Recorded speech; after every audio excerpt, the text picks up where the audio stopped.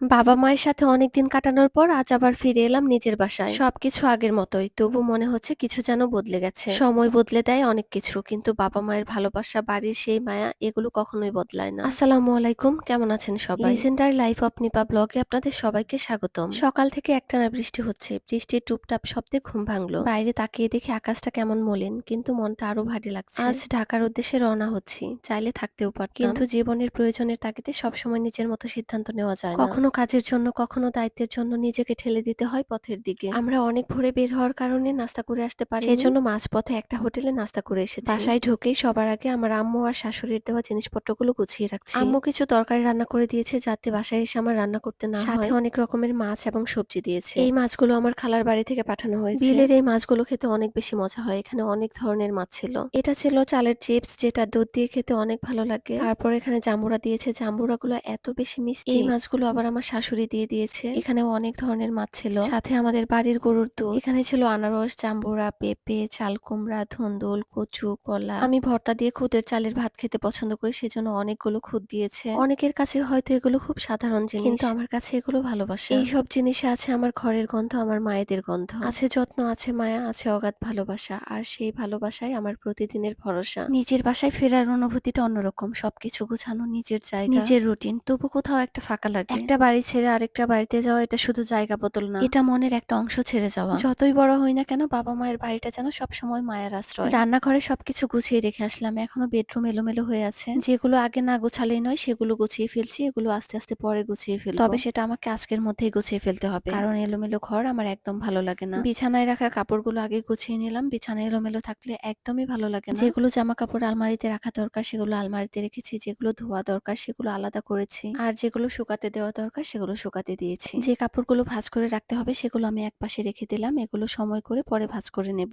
বাবা মায়ের সাথে কাটানো দিনগুলো খুবই শান্তিপূর্ণ ছিল। কোনো কাজের চিন্তা নেই, কোনো দায়িত্ব নেই। সকালে ঘুম থেকে উঠে মায়ের হাতের মজার মজার নাস্তা। তখন কিছুদিন মনে হয়েছে জীবনের গতি একটু থেমে গেছে। বিয়ের আগে আসলে কোনো মেয়েরাই বুঝে না এই শান্তিটা কত বড় একটা আশীর্বাদ। কোনো কিছু নিয়ে ভাবতে হয় না, খাওয়া দাওয়া থেকে শুরু করে সবকিছুই মায়ের দায়িত্বে। কিন্তু নিজের বাসায় ফিরেই মনে হচ্ছে বাস্তব জীবনে ফিরে এলাম। সকালে নিজেই ঘুম থেকে উঠতে হয়, রান্না বাজার কাজ রুটিন সব আবার নিজের হাতে গুছিয়ে নিতে হয়। বাবা মায়ের বাড়িতে যেমন নির্ভাবনায় থাকা যায়, এখানে তেমনটা আর সম্ভব না। তবুও এটাই জীবন। কখনো আমরা আশ্রয়ে থাকি, কখনো আবার নিজের দায়িত্বের জগতে ফিরে যাই। যত কষ্টই হোক না কেন, এই দায়িত্বগুলোই আমাদের বড় করে, শক্ত করে, আর প্রতিদিন মনে করিয়ে দেয় বাবা মায়ের ভালোবাসা, তাদের যত্ন, ওগুলো কখনোই সাধারণ কিছু ছিল না। এখন বুঝি বাবা মায়ের বাড়িতে থাকা মানে শুধু আশ্রয় নয়, ওটা ছিল একরকম ভালোবাসার ছায়া, যেখান থেকে শক্তি নিয়ে আবার নিজের পথে হাঁটা যায়। বাসায় ফিরে খাবার জন্য আম্মু মুরগির মাংস, গরুর মাংস রান্না করে দিয়েছে। তারপর এখন আমি কচু দিয়ে মাছ রান্না করছি। এই কচুটার নাম পঞ্চমুখী কচু। এটা পাঁচমিশালি মাছ এবং জলপাই দিয়ে রান্না করলে অনেক ভালো লাগে। আমার শাশুড়ি যে মাছগুলো দিয়ে দিয়েছে সেই মাছগুলো দিয়েই রান্না করছি। আমার আম্মু আমার শাশুড়ি হাতের কাছে যেটা থাকে সবকিছু যত্ন করে গুছিয়ে দিয়ে দেয়। তারপরও তাদের কাছে মনে হয় কিছুই দেওয়া হয়নি। আমার আম্মুর কাছে, আমার শাশুড়ির কাছে যতদিন থাকবো তারা আমাদের পছন্দের খাবার তো রান্না করবে, আবার সেই সাথে বাসার জন্য দিয়ে দিবে। অনেক সময় বসে বসে ভাবি এই মানুষগুলো যদি আমার জীবনে না থাকতো তাহলে আমি কিভাবে সব সামলাতাম। আমার হাসি, আমার ভালো থাকা, আমার শক্তি সবকিছুই যেন তাদের ভালোবাসা দিয়ে করা। তারা পাশে আছে বলে আমার জীবনটা এত সহজ লাগে। আর তাদের থেকে একটু দূরে চলে এলেই মনটা খালি খালি লাগে। বাবা মা, শাশুড়ি, পরিবার, তাদের ভালোবাসা আলাদা আলাদা রূপ, কিন্তু সবগুলো ভালোবাসার একটাই মানে আমি তোমার আপন। এই ছোট ছোট যত্ন, ভালোবাসা এসবই আমার জীবনের প্রেরণা। তাদের ছাড়া আমি কল্পনাই করতে পারি না আমার জীবন কিভাবে চলবে, কার কাছে পাবো এত নির্ভরতা, এত মায়া। এই মানুষগুলোই আমার আশ্রয়, আমার শান্তি, আমার পৃথিবী। বিকেলে বাইরে গিয়ে কিছু শুকনো খাবার কিনে নিয়ে আসলাম, কারণ ঘরে এগুলো কিছুই ছিল না। ভিডিওটি ভালো লাগলে লাইক কমেন্ট শেয়ার করে পাশে থাকবেন এবং ফলো করে দিবেন। সবাই অনেক ভালো থাকবেন। আল্লাহ হাফেজ।